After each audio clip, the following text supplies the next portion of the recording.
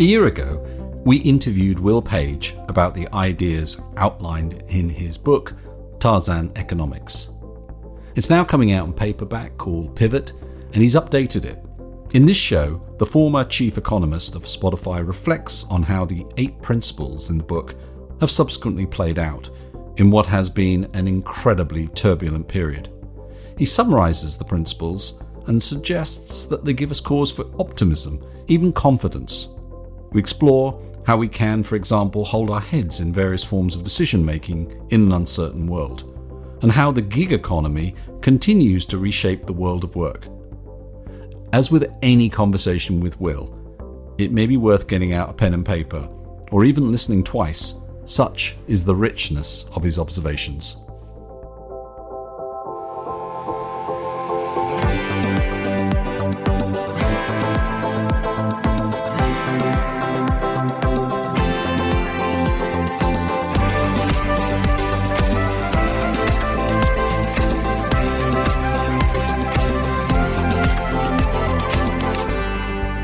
Welcome to The Evolving Leader, the show committed to progressive ideas about leadership.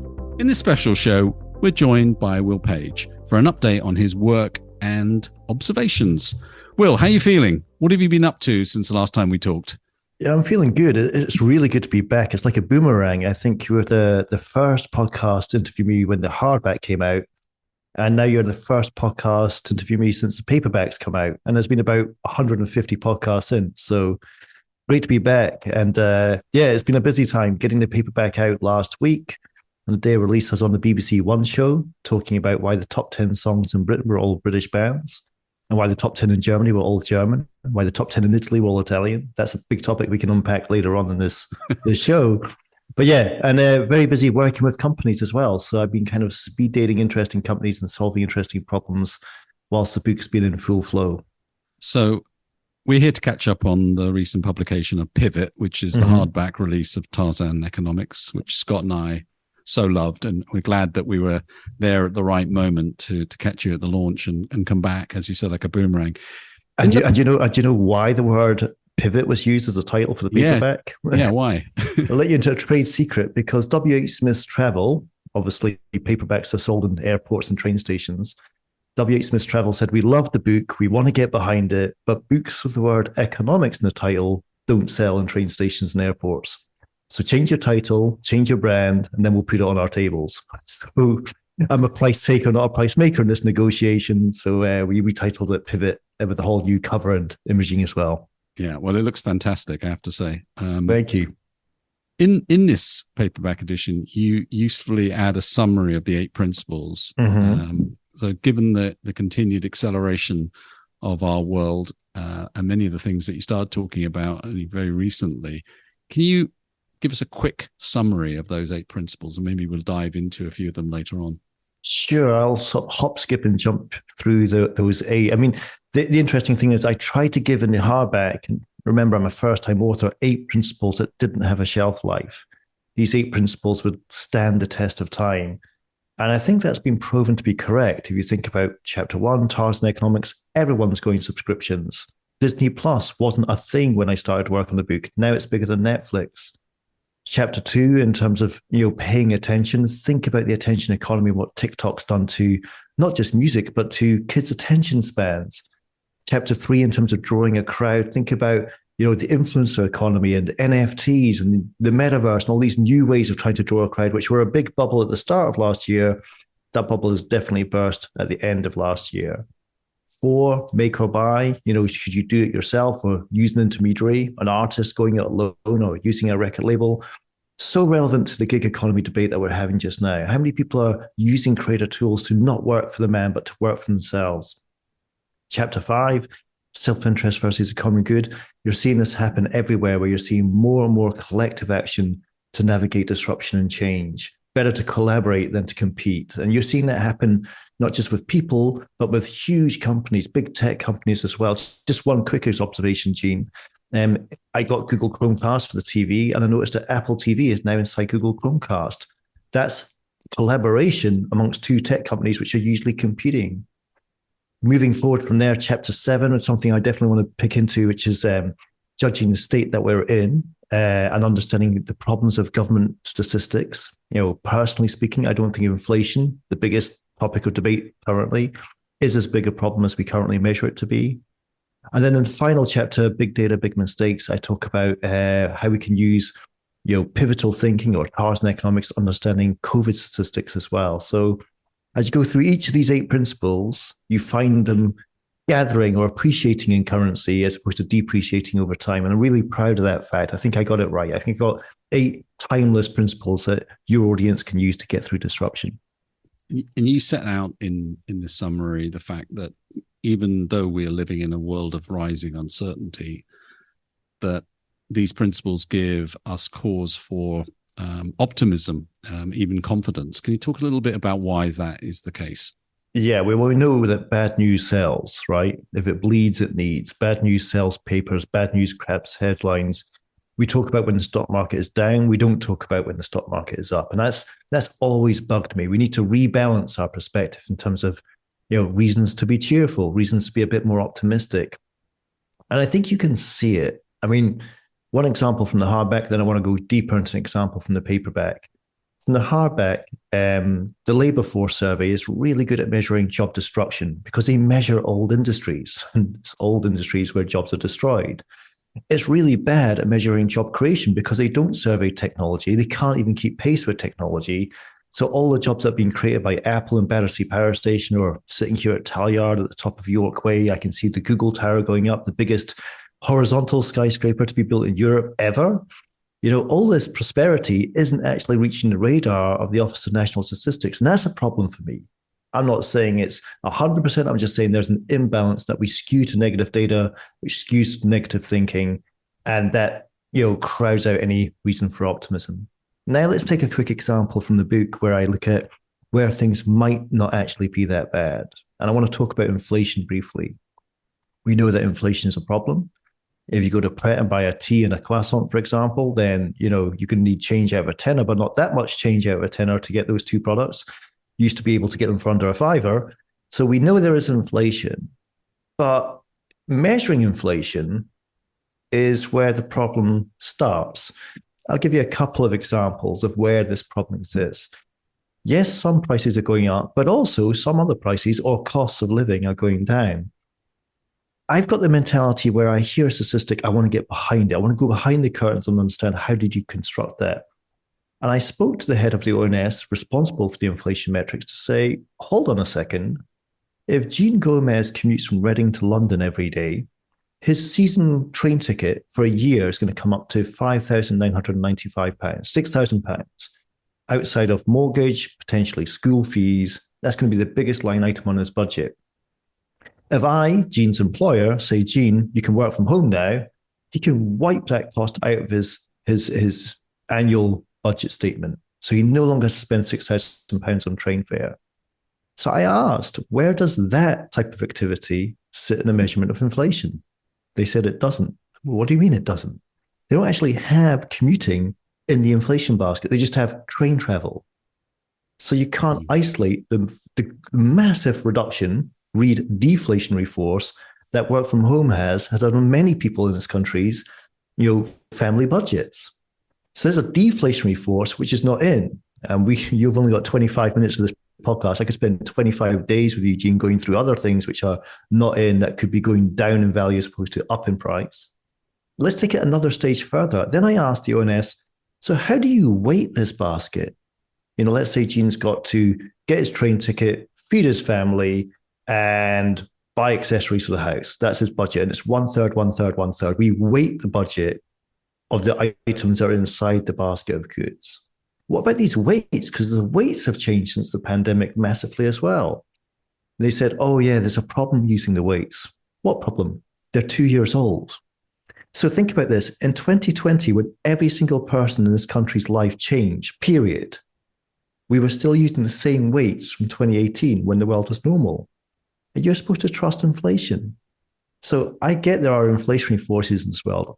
I ask you and your audience to think about deflationary forces in this world, and then to step back and say, I know one side of that equation is inside the basket of goods, but the other side might be outside.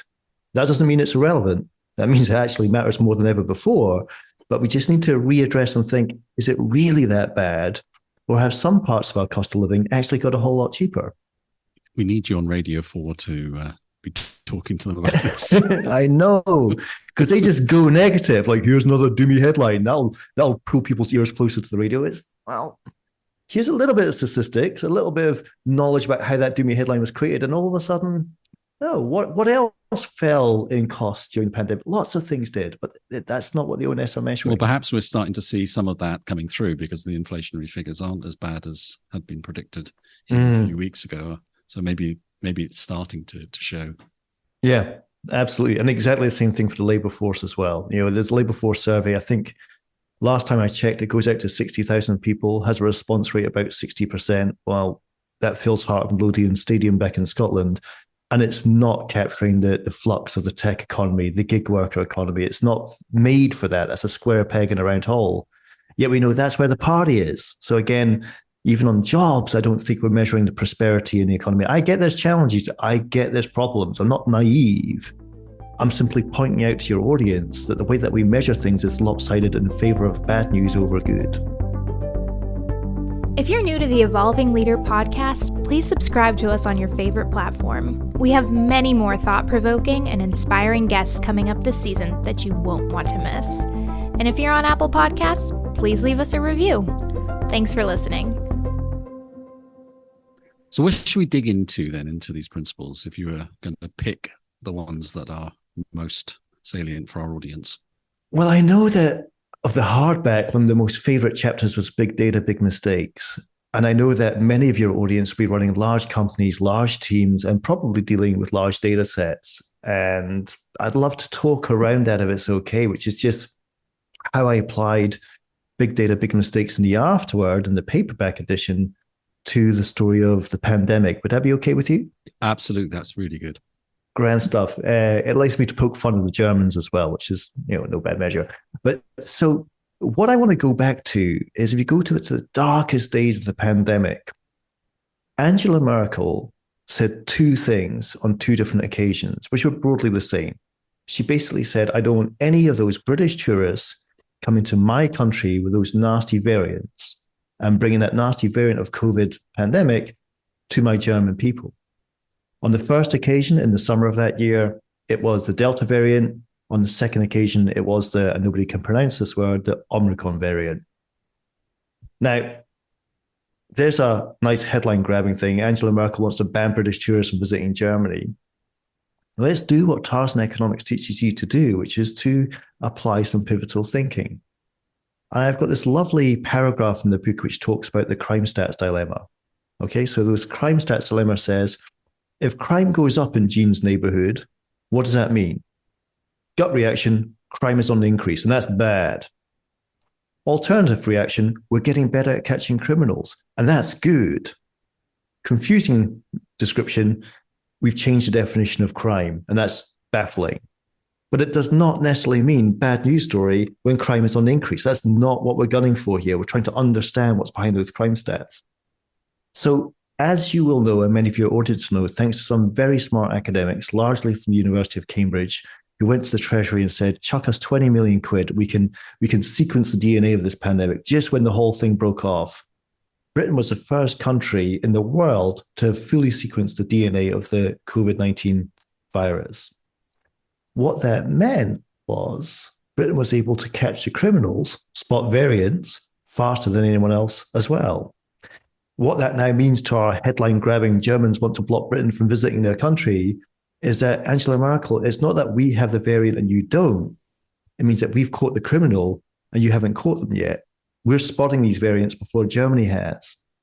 And that was fact-checked and verified. And that's just a really interesting story of taking a harrowing time for everybody listening to your show. And just to step back and think about, well, there was some big data going on there, but there was also some big mistakes being made by the experts, by the way, as well. And I think that's the important thing of keeping an open mind about science. The most worrying thing, just to wrap this point up, and I think the BBC are guilty of this, and I understand it was over time and of the place, but when people were like arguing about the pandemic and lockdown rules and vaccines, I welcome the debate. But what I didn't like was just believe the science. No, Science is there to be questioned. There's 19 eminent scientists over here which say one thing, and I got one, wacko scientist over there which says, I've found another thing. Well, those 19 need to come over and learn from new evidence. And that groupthink that I saw during the pandemic, that worried me. And I'm still seeing the hangover of that today. But that's just a personal rant of mine. The key point was Angela Merkel hadn't caught the criminals, Britain had. And that's how to understand statistics. So when you say big data, big mistakes, where are you seeing that in the culprit field? Oh, I'll give you an exclusive, my favorite example of this. And I'm going to talk about supermarkets. So pardon me here. We're going to go shopping live in your podcast. There's a great comedian called Joe Cofield who's done the Edinburgh Festival for decades. I mean, literally decades. Wonderful comedian. She tells us really great kind of dry joke about going to a supermarket and pulling out the loyalty card to pay for goods. And the supermarket server at the checkout is ready to put it all through. And then she looks at her badge on her shirt and realizes she's working for a different supermarket. Now, the point of that joke is, if you ask a data scientist at Tesco's to infer from their loyalty scheme, they will think that all those customers are loyal to Tesco's because they've got a loyalty card. That's theory.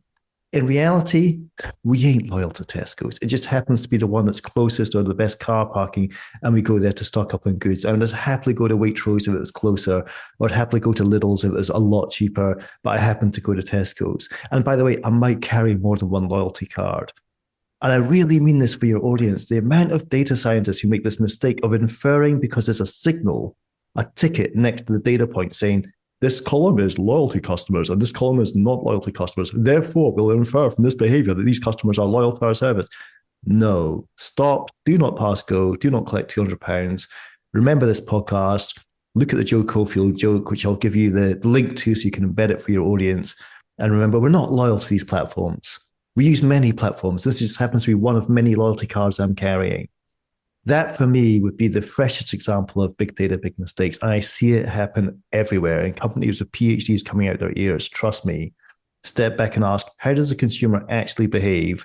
Not what does the dashboard tell you about that consumer behavior? I can see that kind of reflex to make a judgment around data happening all the time. And the ability to challenge the contradictions within yourself, to be able to hold two opposing views that I spend X percentage of my food shopping at Tesco, but I also do this at the same time. How do you hold that in your head as a kind of rule of thumb in other forms of decision making? How do you kind of internalize that so it doesn't keep on being forgotten? Because it seems like it's a problem that we keep on forgetting. What I would love to do, this is a bit of a wacky answer to you, but I'm going to quote a philosopher for you, is before children learn science at school or before students go into university, they're at least given an ounce of the philosopher Karl Popper's work, who always talked about conjectures and refutations. You say something, the first thing I've got to do is refute it. We have a House of Commons. The purpose of the House of Lords is to offer refutations to whatever the House of Commons conjects forward. And it's just that ability to welcome the challenge. And if you look at the Amazon principles I was looking at recently, I was over at Amazon's building, there's a bit of that there as well. Their work culture is, I got a great idea. So I want all you guys not to pat me on the back and say, please, can I be the vice president of that idea? Kill it, crush it. Let's see how, after 15 executives tear it apart, let's see what's left standing and let's work with that instead. So I think Karl Popper, if it can't be taught at schools and universities, at least be taught to your audience, the importance of conjectures and refutations. Always question the science. Don't just accept the science, question it. Always question the rationale and motives. And that can only make ideas stronger. A bit of thick skin can help you. And I think we lost that during the pandemic through fear, through the surreal moments, and everything else. I get that, but we're out of that now. And I think we need to remind ourselves about the importance of making a conjecture and then trying to refute it with data. That's really useful. Okay. What's your next one that you want to pick from your favorites? Well, I think long and hard about the gig economy. And it's partly because, we're hurtling towards 2037 here. And the reason that that's important to me is in 1937, Ronald Coase wrote a paper called The Theory of the Firm. And you have to remember that was like 2-3 years before the breakout of World War II. This economist, by the way, he got the Nobel Prize. He lectured at Dundee, which was interesting for me. And he lived till he was 101, I think, as well. So incredible life story to Ronald Coase, the Nobel laureate. But let's go back to pre-World War II, where he asked this question, the theory of the firm. He says, and it's a beautiful question to ask, why do we have firms? In a free market economy, why do we have these command and control structures called firms? Why can't we all just discover our price? The price of Jean Gomez is X, the price of Will Page is Y. Why firms? And his conclusion, and I'm running roughshod across a seminal piece of work here, but he says transaction costs or hassle costs, to use a more common phrase. I have to, if I'm a car manufacturer, search for Jean who can make that car.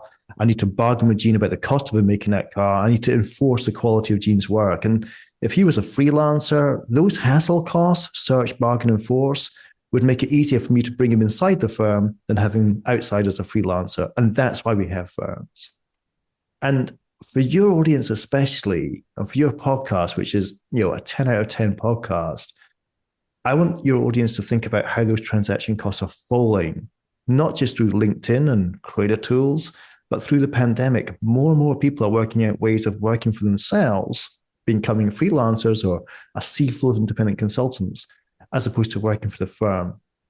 That does not mean, knee-jerk reaction, the end of the firm. No, it just means the pendulum swinging back the other way. So from an economist in 1937 who said, why do we have these things?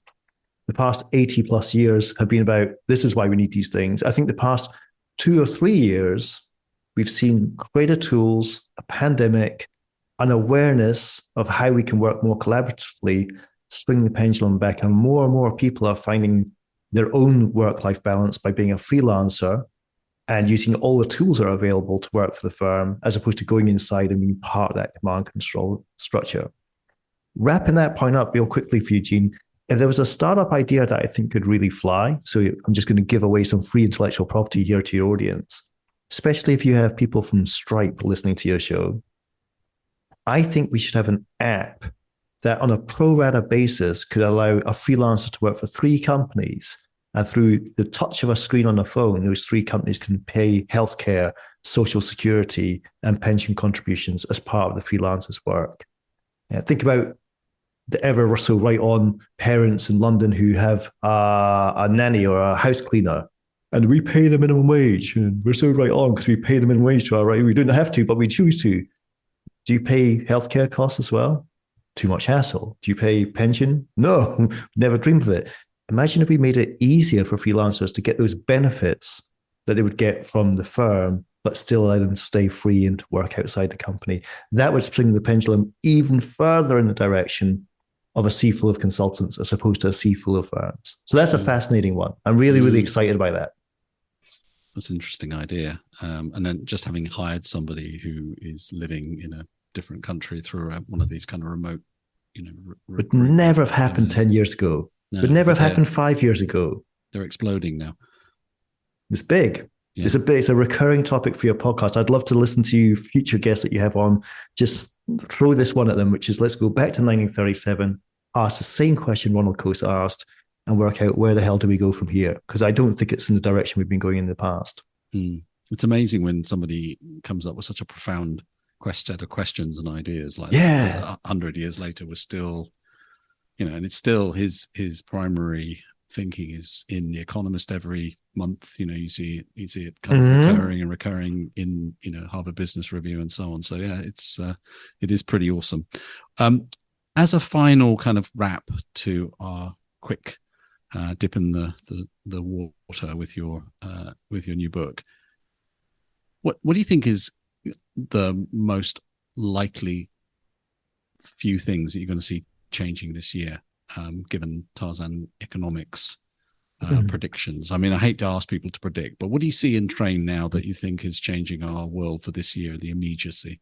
Well, I think it's William Gibson who came up with the term cyberspace, and he often said, the future's already here, but it's not evenly distributed. To To which the contrarian Scottish economist says, well, what do you want to change, the future or the distribution?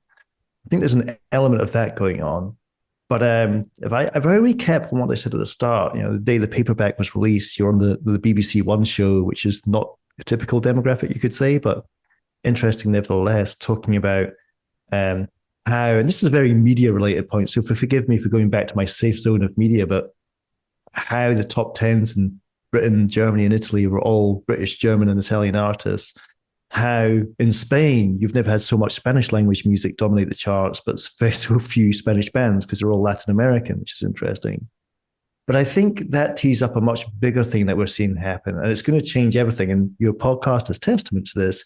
I'm going to call it the era of big niche. That is, we used to have big. The last successful British artist that we exported around the world for me was Dua Lipa. And what was that, 2014, 15 that she broke? We haven't done that since. And there's a reason for that, which is all these other local music markets are managing their own local markets with their own local repertoire.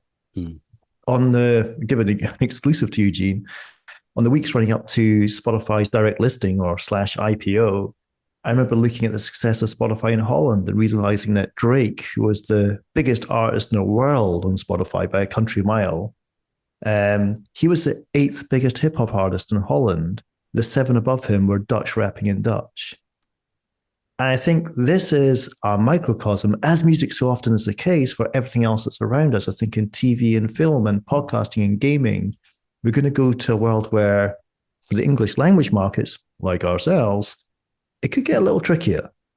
I don't think a British-made or an American-made movie or band or show or piece of content is going to travel to non-English speaking countries like it used to. I think those non-English speaking countries are going to stand on their own 2 feet and have their own markets.